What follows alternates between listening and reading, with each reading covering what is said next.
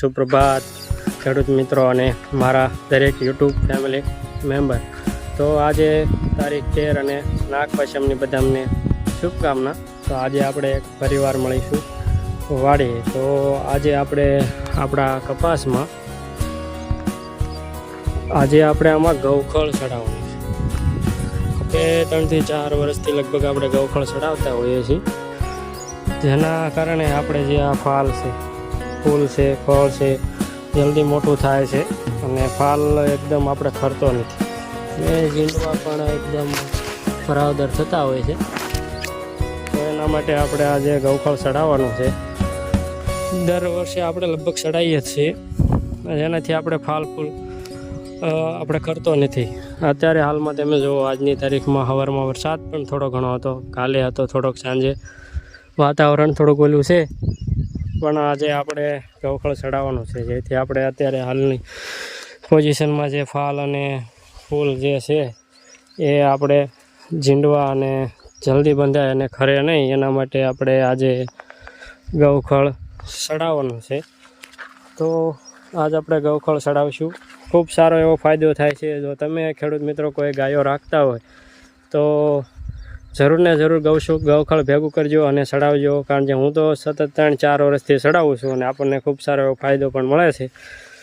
છેલ્લે સુધી આપણો કપાસ બગડતો નથી અને એકદમ લીલો કાસ રહે છે. સુકાવાના પ્રશ્નો છેલ્લા 2-3 વર્ષથી આવે છે, પણ આપણે હજી સુધી સુકાતો નથી અને ખૂબ સારો એવો ફાલ અને જે ફાલ લાગે છે એ ખરતો પણ નથી અને ઝીંડવા પણ એકદમ મજબૂત અને ભરાવદાર બને છે.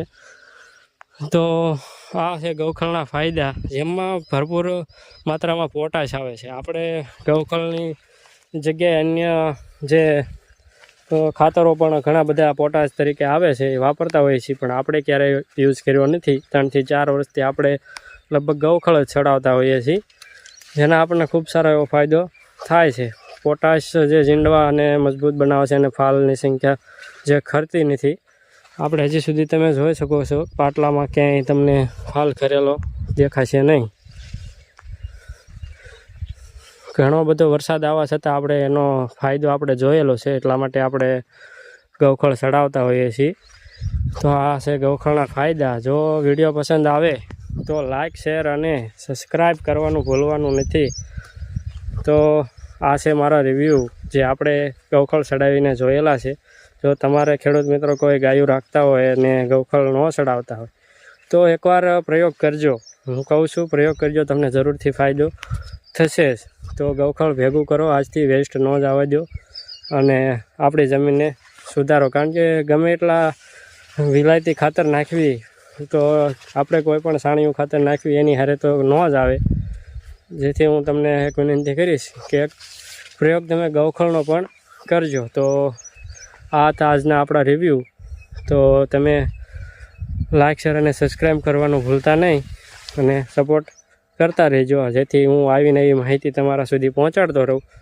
તો હવે મળશું એક નવા વિડીયોમાં. જે વિડીયો વિશે હું તમને થોડુંક કહી દઉં અત્યારથી, કે આપણે એ વિડીયો છે આગલો, એ ગાય ઉપર બનાવવાનો છે. જો કોઈ પણ ખેડૂત ખેતી ધરાવતો હોય તો એને ગાય રાખવી જોઈએ કે નહીં, એના ઉપર આપણે એક વિડીયો બનાવશું. તો મળશું નેક્સ્ટ વિડીયોમાં. ત્યાં સુધી બાય બાય અને ફોલો અને સબસ્ક્રાઈબ કરવાનું ભૂલવાનું નથી.